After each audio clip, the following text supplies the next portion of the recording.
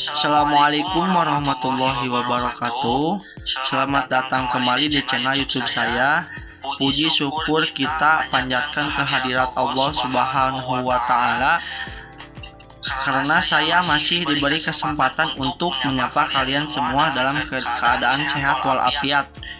Di video kali ini saya akan membahas dan mempresentasikan materi mengenai dampak konten negatif di media sosial yang tentunya sangat menarik dan penting untuk kita pelajari bersama-sama.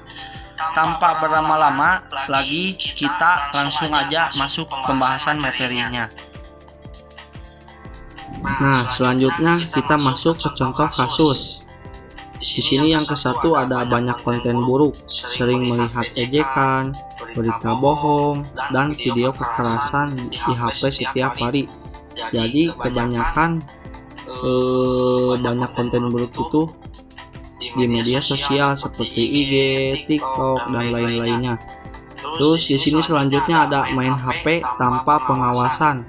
Jadi bebas main HP tanpa didampingi orang tua membuat anak kecanduan dan boros.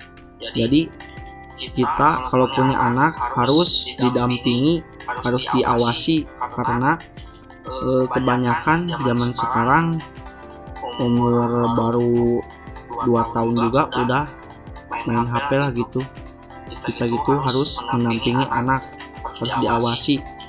Terus yang terakhir, sikap kita jadi kasar, suka mengejek di internet, cyberbullying, dan kurang sopan kepada orang lain. Jadi kita jangan sampai mengejek di internet lah, seperti komen misalnya orang lain bikin channel nih, misalnya bikin konten, nah sama kita teh diejek-ejek, misalnya kamu mah jelek, itu tuh gak boleh ya. Nah, kita masuk ke materi selanjutnya. Di sini ada fakta dan kenyataan saat ini. Ada yang mengatakan bahwa 89% anak dan remaja pernah melihat konten negatif di HP. Yang ke-1, lupa waktu main HP, menonton video buruk berjam-jam sampai stres dan cemas. Jadi kebanyakan anak dan remaja sekarang itu melihat konten yang negatif lah, berjam-jam sampai stres dan cemas. Terus yang kedua, gampang menghina orang.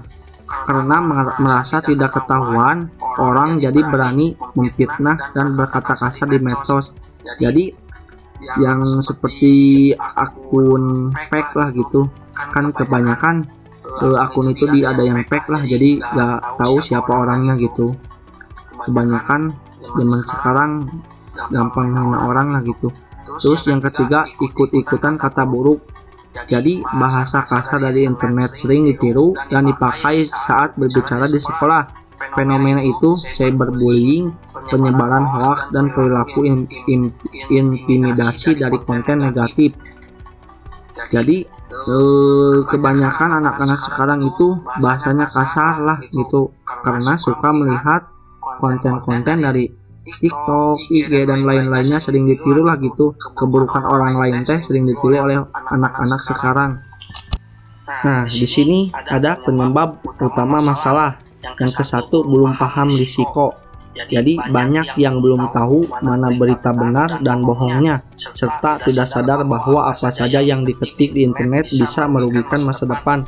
Jadi kebanyakan orang zaman sekarang tidak tahu mana yang benar, mana yang salah, serta tidak menyadari bahwa diketik dimanapun di internet pun bisa merugikan masa depan. Terus yang kedua, kurang pengawasan. Jadi orang tua seringkali kurang mengerti teknologi sehingga bingung bagaimana cara mengawasi anak saat bermain HP. Jadi kebanyakan orang tua itu kurangnya bermain, mengerti teknologi seperti bermain HP kurang, itu gak bisa, kebanyakan pada gak bisa main HP, sehingga bingung bagaimana cara mengawasi anak sedang bermain HP. Terus yang ketiga, di sini ada sistem aplikasi.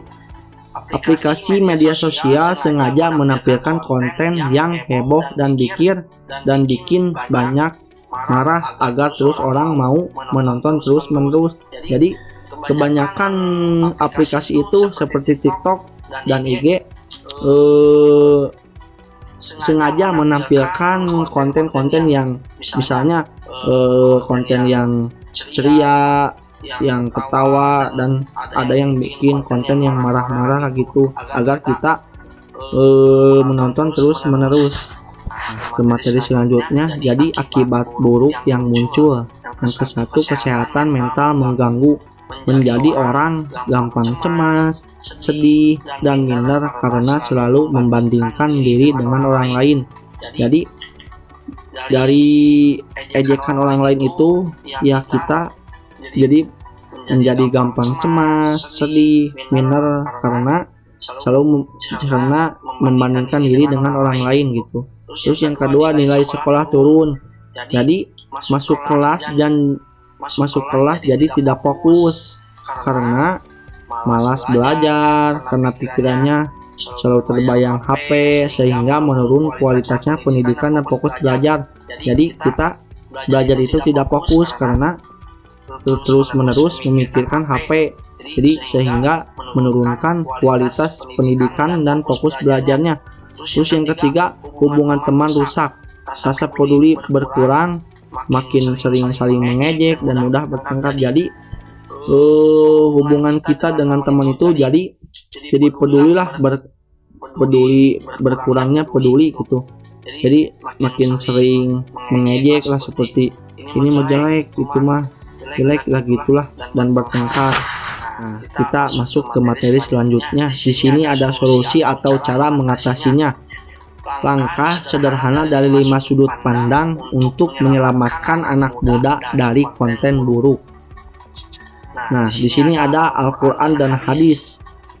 Yang ke-1, cek dulu sebelum percaya ya, tabayun. Jangan langsung percaya atau menyebarkan berita di internet sebelum dipastikan kebenarannya. Surat Al-Hujurat ayat 6.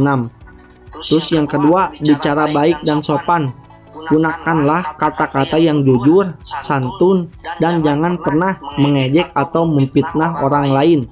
Surat Al-Hujurat ayat 11 atau 12. Dan ada juga hadis yang berbunyi, barang siapa yang beriman kepada Allah Subhanahu wa Ta'ala dan hari akhir, hendaklah ia berkata yang baik atau diam.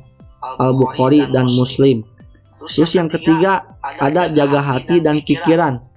Menegaskan bahwa setiap lisan dan tulisan selalu dicatat oleh malaikat. Surat Al-Aqab ayat 18. Ada juga selain itu penanaman keteladanan uswah hasanah dan prinsip takziyatun nafs, pembinaan jiwa. Al-Quran menekankan pentingnya akhlak mulia sebagai fondasi utama interaksi sosial. Perintah itu untuk menjaga diri serta keluarga dari dampak buruk. Surat At-Tahrim ayat 6. Terus di sini ke materi selanjutnya dari pendidikan Islam. Yang ke-1, ajarkan sopan santun main HP. Pelajaran agama di sekolah harus mengajarkan aturan bertata krama saat menggunakan media sosial. Terus yang kedua, contoh dari guru dan orang tua. Orang dewasa harus memberi contoh yang baik untuk anaknya saat memegang HP dan bijak saat menggunakan HP. Terus yang ketiga, ingat Allah selalu melihat, menanamkan rasa sadar bahwa Allah selalu tahu apa yang kita ketik dan ditonton. Jadi kita harus sadar bahwa Allah itu selalu melihat apa yang kita ketik dan lakukan di HP, menonton di HP gitu. Mengintegrasikan hukum kurikulum berbasis adab dan tauhid. Pendidikan Islam menekankan bahwa ilmu tanpa adab dapat melahirkan kepintaran yang merusak. Nauqib al-Attas. Kita masuk ke materi selanjutnya dari psikologi, pikiran, dan perasaan. Yang ke-1, belajar menahan diri. Jadi kita harus melatih anak untuk memberi batas waktu main HP dan bisa berhenti sendiri saat mulai emosi atau melihat konten yang buruk yang tidak menyenangkan. Terus yang kedua, pikirkan sebelum berbuat. Pikirkan sebelum berbuat. Jadi, mengajari anak untuk berpikir tenang dulu sebelum membagikan video atau mengetik komentar agar tidak menyesal belakangan. Jadi, pendekatan pengaturan diri dan teori belajar sosial Bandura membantu siswa mengenali emosi, mengendalikan dorongan, serta meniru perilaku baik dari lingkungan dan dukungan positif. Materi selanjutnya di sini ada lingkungan dan kebiasaan. Yang kesatu ada peran keluarga, sering mengobrol hangat di rumah dan buat aturan bebas HP saat makan bersama atau kumpul keluarga. Terus yang kedua, budaya saling sapa, membawa kebiasaan ramah dan saling menghormati dari kehidupan sehari-hari ke dalam tulisan di medsos. Terus yang ketiga, bikin konten positif. Jadi ajak anak muda membuat video dan tulisan yang bermanfaat, keren, serta menginspirasi teman-temannya. Jadi menguatkan kerjasama sekolah, keluarga, dan masyarakat, serta menghidupkan kembali nilai lokal seperti gotong royong, sopan santun dalam berbicara. Ke materi selanjutnya yang terakhir, di sini ada dari aturan dan sekolah. Yang kesatu, pelajaran internet sehat, memasukkan materi cara aman dan bijak main HP ke dalam pelajaran sekolah.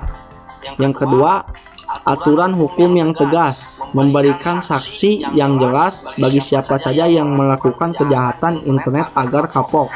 Terus yang terakhir, kerjasama semua pihak, orang tua, guru, dan pemerintahan harus kompak bersama-sama untuk menjaga anak dari bahayanya HP. Penerapan program penguatan karakter secara terstruktur di sekolah seperti kurikulum Merdeka melalui proyek penguatan profil pelajar Pancasila P5 dan regulasi penggunaan peringkat digital di sekolah. Di sini disimpulkan saja, mengatasi dampak negatif media sosial butuh kerjasama semua pihak, dekat dengan nilai agama, diajari sopan santun, dipahami hatinya, didukung keluarga, serta didukung aturan sekolah yang tegas. Nah, di sini ada referensinya. Di sini aja referensinya. Terima kasih. Segini saja dari saya. Wassalamualaikum warahmatullahi wabarakatuh.